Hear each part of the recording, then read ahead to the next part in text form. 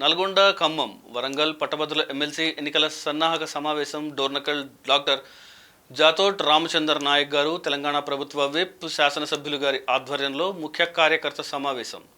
భారీ బహిరంగ సభకి ముఖ్య అతిథులుగా తుమ్మల నాగేశ్వరరావు, వ్యవసాయ మార్కెటింగ్ సహకార చేనేత మరియు జౌళి శాఖ మంత్రివర్యులు అండ్ పార్లమెంట్ అభ్యర్థిగా పోటీ చేసిన రామ సహాయం రఘురామ్ రెడ్డి అండ్ పోరిక బలరాం నాయక్ గారు, పట్టభద్రుల ఎమ్మెల్సీ అభ్యర్థి శ్రీ తీన్మార్ మల్లన గారు హాజరయ్యారు.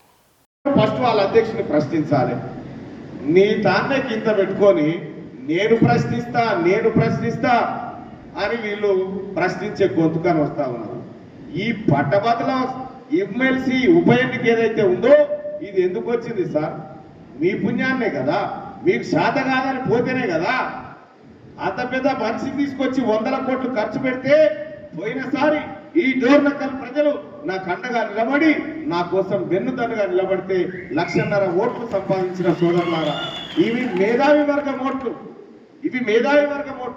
మేధావి వర్గం అంతా తీన్మార్ మల్లన్న కావాలని కోరుకుంటా ఉన్నారు.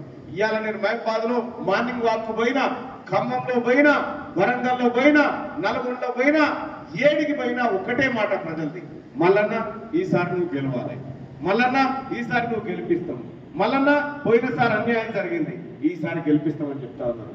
మీ అందరి ఆశీస్సులతోటి, మీ అందరి ప్రేమతోటి, మీ అందరి దీవెనలతోటి రేపు తీన్మార్ మల్లన్న గెలుస్తాడు తప్ప ఇంకొకటి కాదు.